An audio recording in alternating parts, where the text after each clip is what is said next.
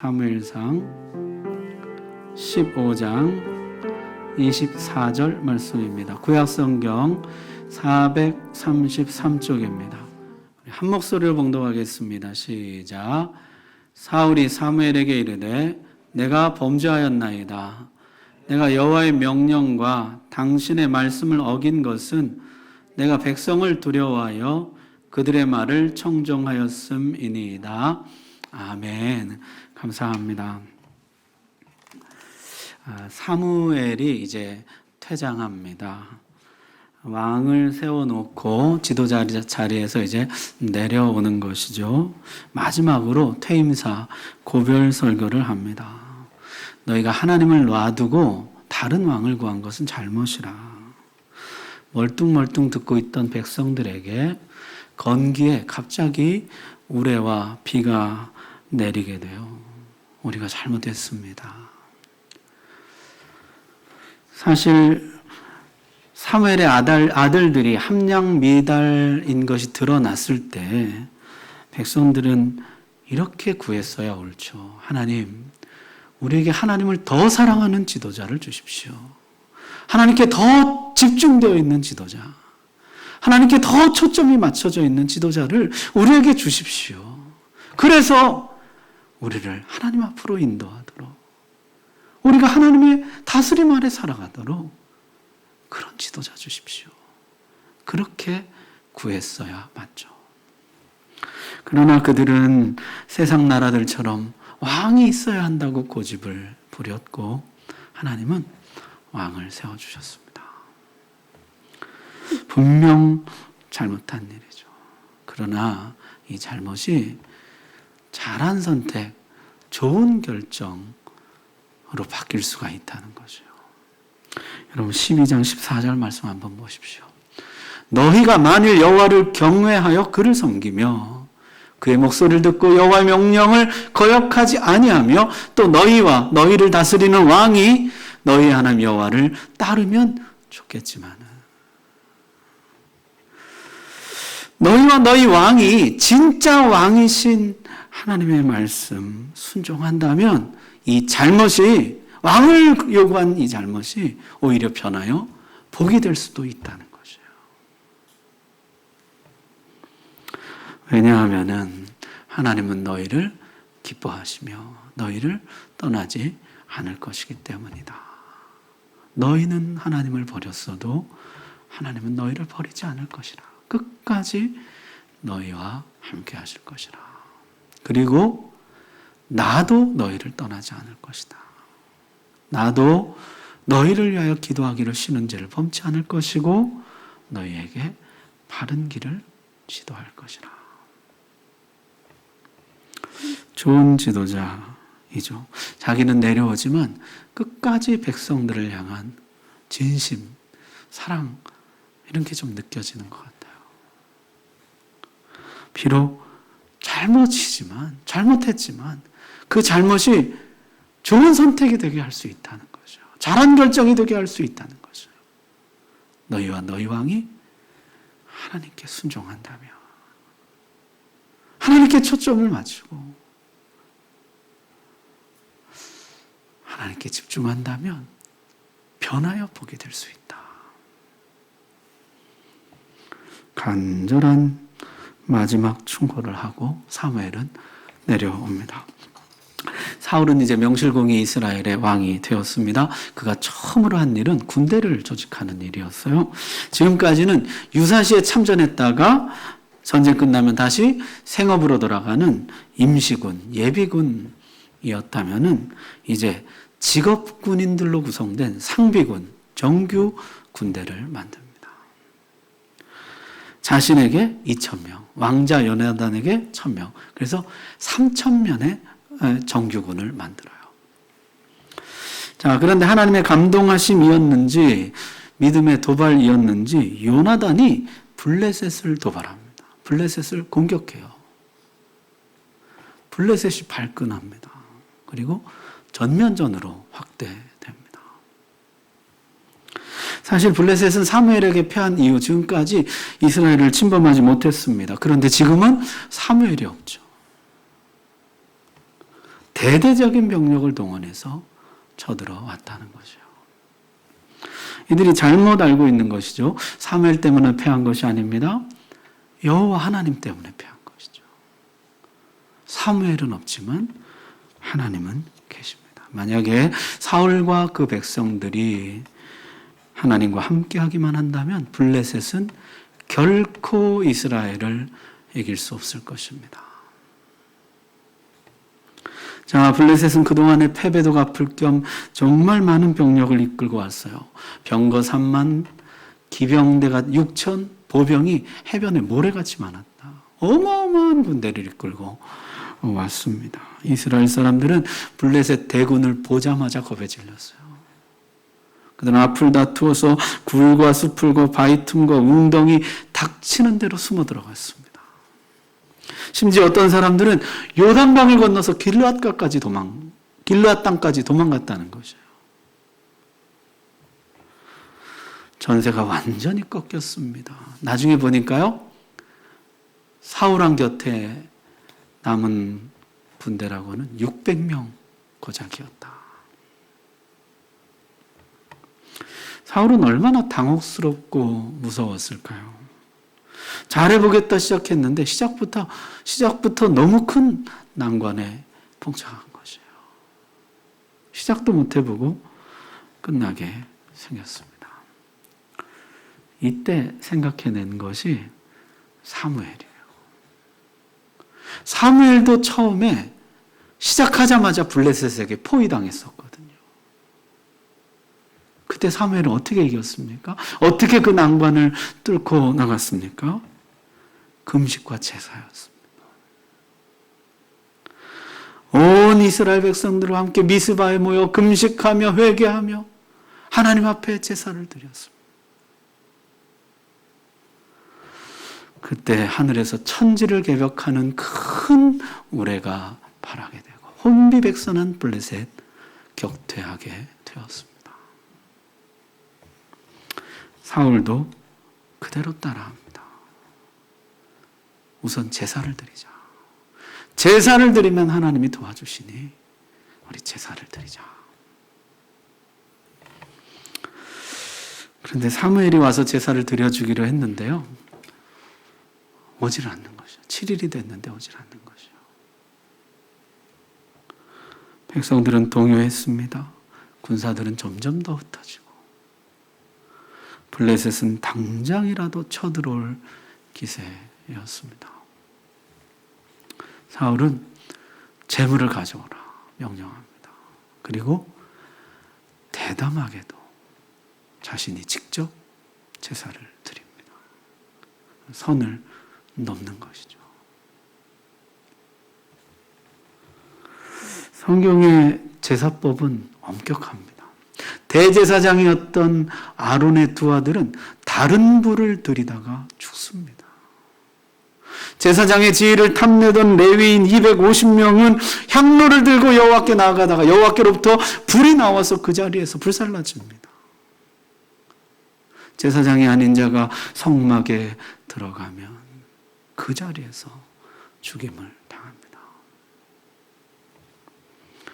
사울이 지금 이런 제사법을 어기고 있는 것이에요.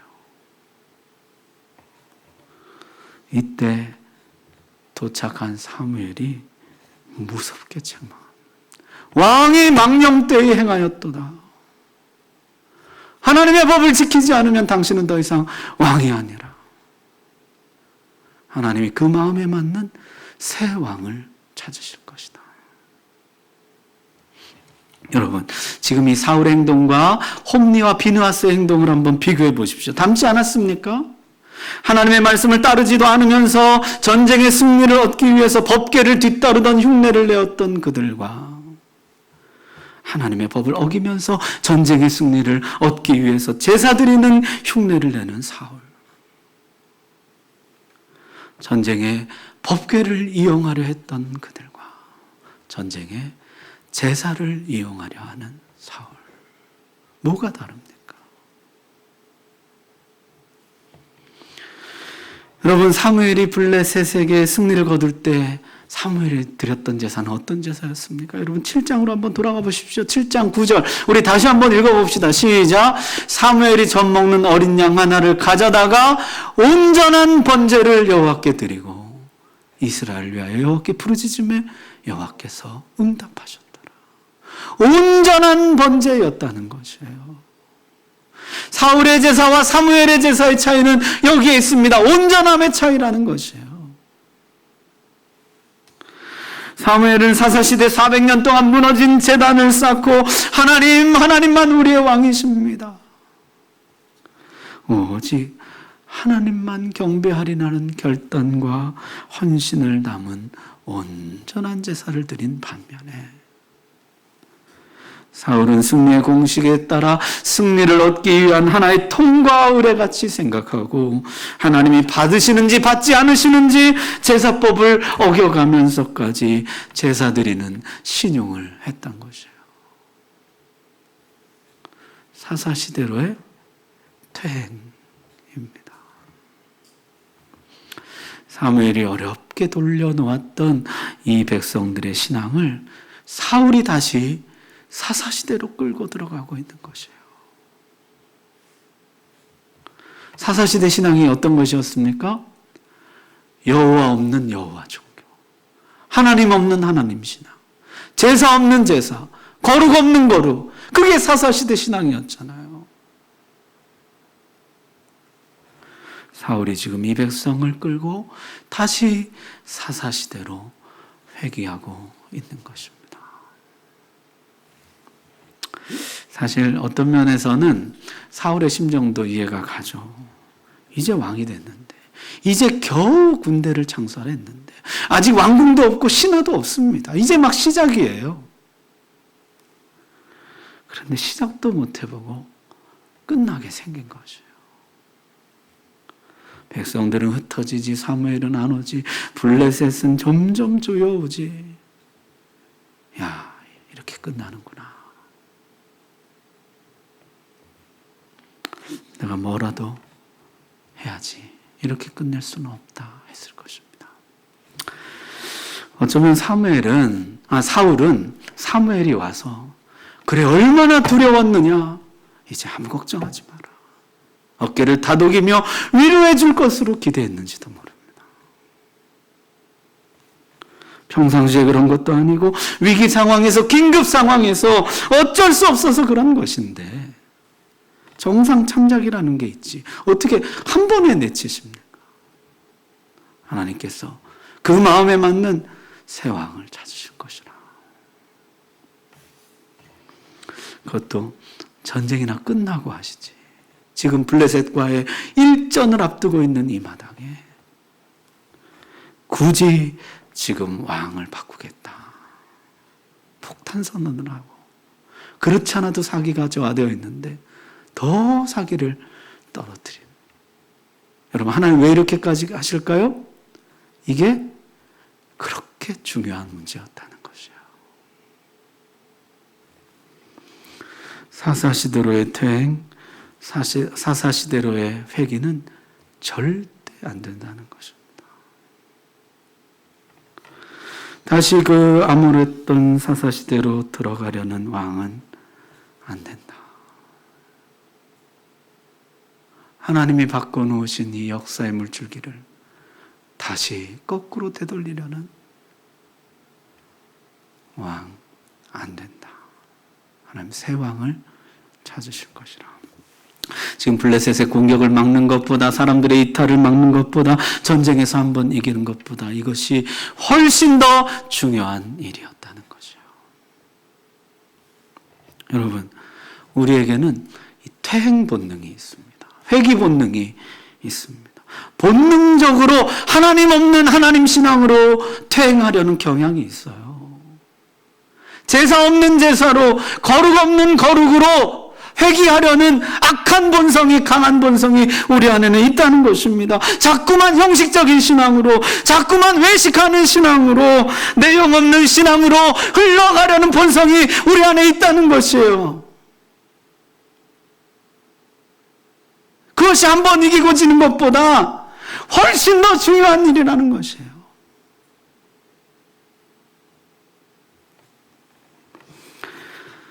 사무엘처럼 늘 하나님 말씀 가까이에서 그 말씀에 귀를 기울이고 믿음으로 응답하려고 하지 않는 한 우리는 언제라도 사울이 될 수 있다는 것이에요. 언제라도 사사시대로 회개할 수 있다는 것이에요.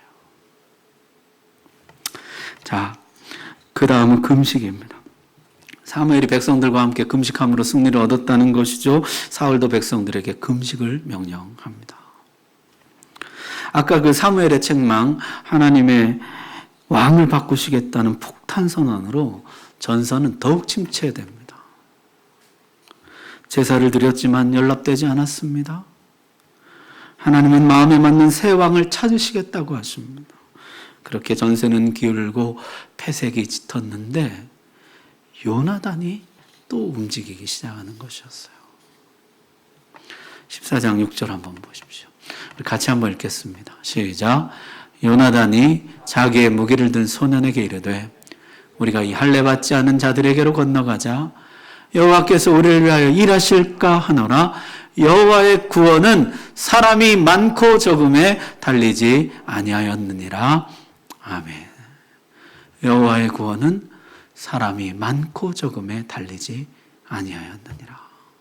사울 이야기를 통틀어서 가장 믿음 있는 말이 요나단의 입에서 나옵니다.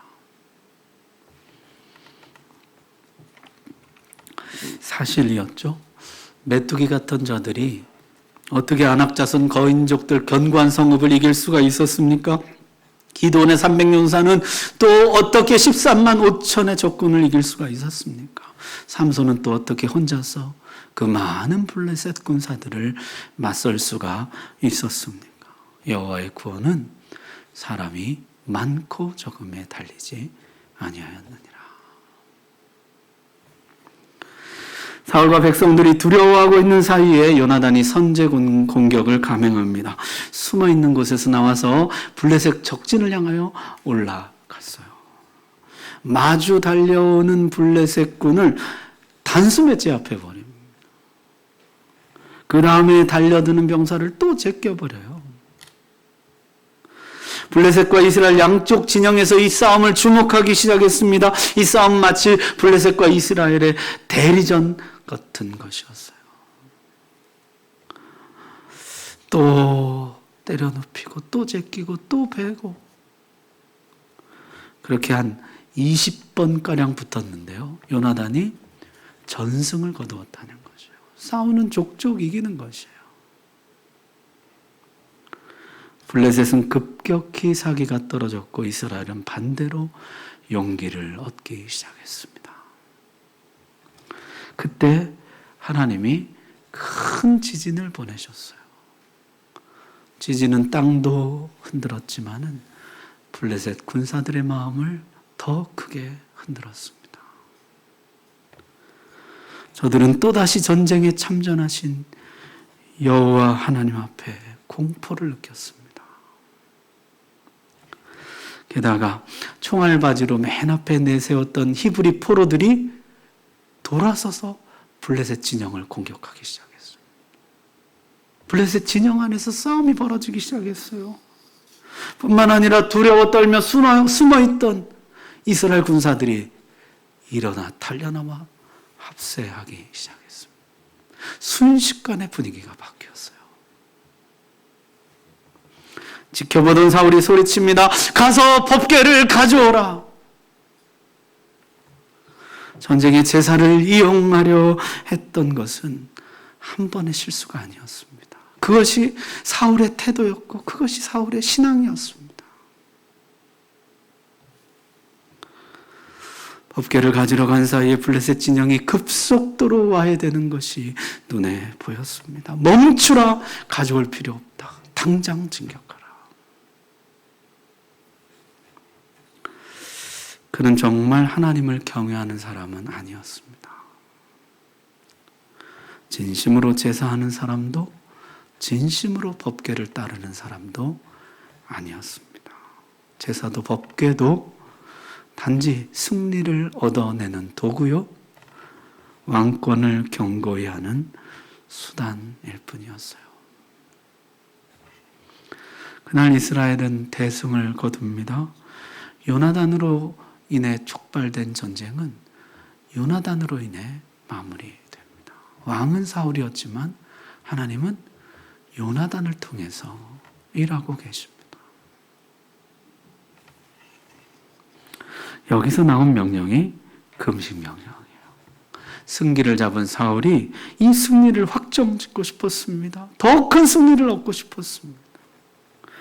사무엘에게 버금가는 업적을 원했어요.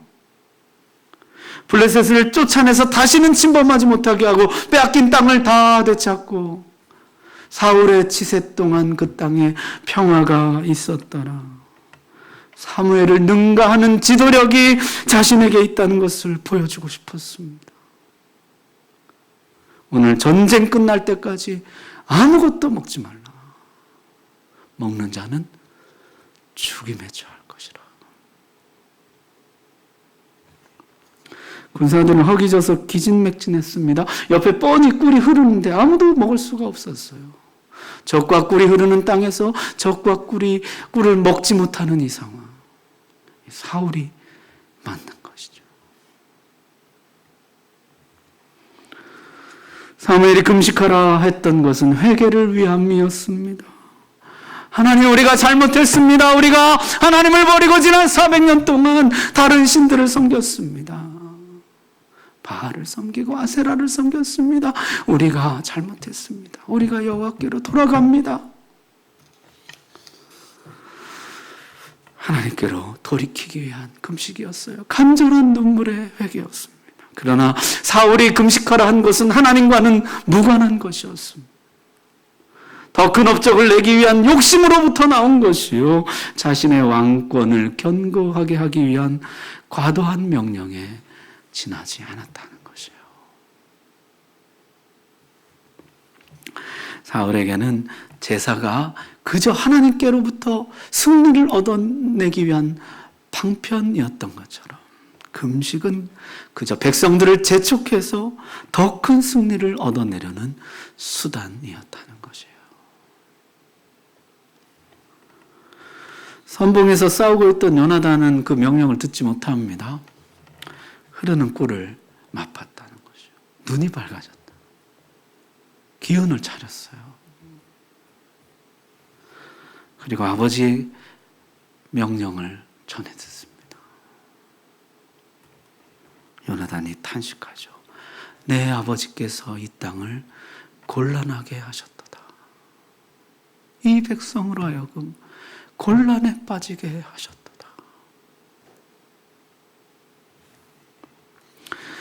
사울은 하나님께는 망령되이 행하고 백성들은 곤란에 빠뜨리는 왕이었던 것이죠. 결국 일이 터지고야 말았습니다. 배고픔을 견디다 못한 백성들이 양과 소들을 닥치는 대로 잡아먹기 시작했습니다. 핏째 먹어서는 안 된다는 율법을 어기고 피를 빼낼 겨를도 없이 달려들어서 허겁지겁 먹기 시작했어요. 지금이 제사법 따질 때냐, 제사를 드렸던 왕과 지금이 음식법 따질 때냐, 핏째 고기를 먹었던 백성들. 지금 이 나라는 사사시대로 퇴행하고 있습니다. 그날 밤 요나단이 금식 명령을 어긴 것이 발각되었습니다. 사울은 자신의 명령이 잘못되었음을 시인하고 철회하는 대신에 끝까지 정당성을 내세워서 요나단을 죽이려고 했습니다. 여러분, 이게 어디서 많이 본 모습 아니에요? 사사시대 입다가 그러했죠. 승리를 얻어내기 위해 과도한 서원을 했습니다. 누구든지 제일 먼저 나와서 영접하는 자는 내가 하나님께 번제로 바치겠습니다. 제일 먼저 나온 사람은 의외로 외동딸이었어요. 자신의 잘못된 서원을 회개하고 철회하는 대신에 입다는 끝내 자기 외동딸을 죽였습니다. 지금 사울에게서 입다의 모습이 보이는 것이에요. 사사시대의 어두운 그림자가 보이는 것이에요. 자, 정리해 보면 블레셋 대군을 맞아 위기에 봉착한 사울은 솟아날 구멍을 찾다가 사무엘의 승리를 떠올립니다. 금식과 제사 그대로 재현합니다. 그러나 내용은 배우지 못하고 형식만 가져왔죠. 온전하지 못한 제사, 욕심으로 얼룩진 금식이었습니다. 승리에만 집착한 채 하나님께는 관심이 없었던 사울은 제사법을 어기고 왕이 망령되이 행하였다는 책망을 받습니다. 업적에만 집착한 채 하나님께는 정말로 아무 관심도 없던 사울은 백성들로 하여금 젖과 꿀을 먹지 못하게 하고 음식법을 어기게 만들고 이 백성을 곤란에 빠지게 했다는 탄식을 듣습니다. 여러분, 사울은 왜 이렇게 승리에 집착하고 업적에 집착할까요? 승리가 왕권을 보장해주고 업적이 왕위를 견고히 해준다고 믿었기 때문입니다. 그러나 그 결과는 어떠했습니까? 왕권은 빼앗기고 왕위는 흔들리게 됩니다. 여러분, 누가 왕권을 보장해주고 누가 왕권을 견고하게 해주는 것입니까? 베냐민 지파 저 가장 미약한 지파 사람이었던 사울에게 왕권을 주신 분은 누구십니까? 하나님은 그 왕권을 주시면서 뭐라고 약속하셨습니까? 말씀대로 행한다면 내 왕위가 영원할 것이라, 견고할 것이라. 처음부터 말씀해 주셨어요.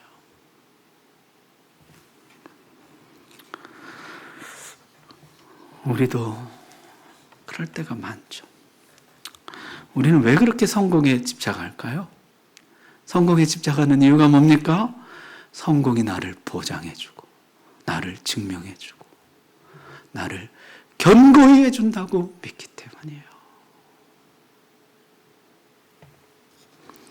성공이 내 인생의 든든한 기반이 되어준다고 믿기 때문입니다. 자, 누가 우리 인생을 보장해주고 증명해주고 견고하게 해줄까요? 우리 하나님이시죠. 우리 인생의 기반은 오직 하나님 한 분뿐이십니다. 하나님 외에는 그 어떤 업적이나 그 어떤 승리도 나의 기반이 되지를 못해요. 오늘의 승리가 내일의 패배가 될 수 있습니다. 오늘의 업적이 내일에는 적패가 될 수도 있습니다. 무엇이 영원하겠습니까? 무엇이 나를 견고하게 해주겠습니까? 무엇이 편치 않겠습니까?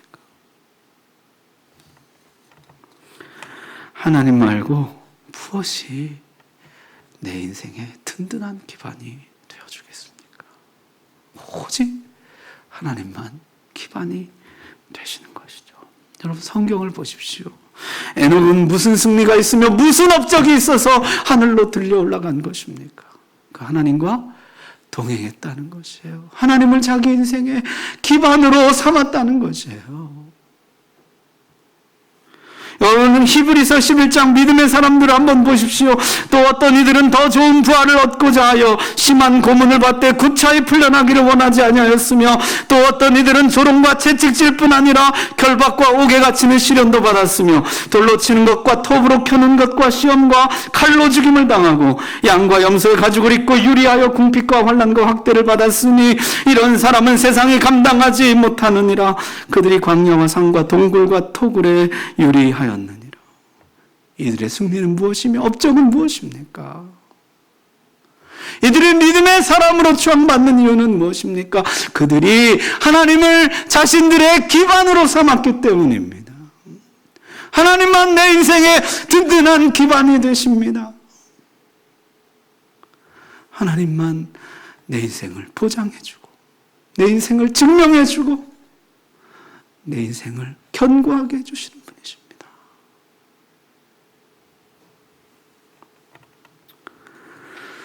사랑하는 성도 여러분, 우리 너무 성공에 집착하지 맙시다. 너무 성과, 더 큰 업적, 더 큰 성취, 그런 거에 목매지 맙시다. 그런 게 내 인생을 보장해 주는 것이 아니에요. 내 인생을 증명해 주는 것이 아니에요. 견고하게 해주는 것이 아니에요. 오직 하나님만 나에게 인생을 주시며 내 인생을 보장해 주시며 내 인생을 증명해 주시며 내 인생을 견고하게 해 주시는 분이십니다. 그래서 하나님 마음에 맞는 새 왕은 어떤 사람일까요? 하나님 마음에 맞는 그 새 왕, 하나님이 찾으시겠다는 그 새 왕은 어떤 사람입니까? 승리보다 하나님, 업적보다 하나님.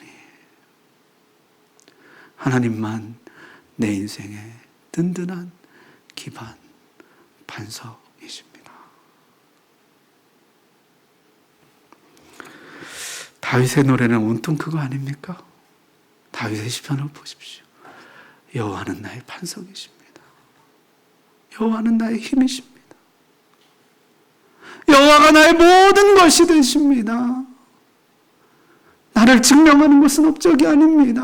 나를 보장해 주는 것은 업적이 아닙니다. 성취가 아닙니다. 하나님이십니다. 내가 이 하나님을 노래합니다. 송축합니다. 그게 하나님 마음에 맞는 사람인 것이에요. 오늘 하나님 마음에 맞는 사람, 하나님만 나의 영원한 기반이요 반석으로 삼는 사람, 저와 여러분 되기를 주의 이름으로 축복합니다. 기도하겠습니다.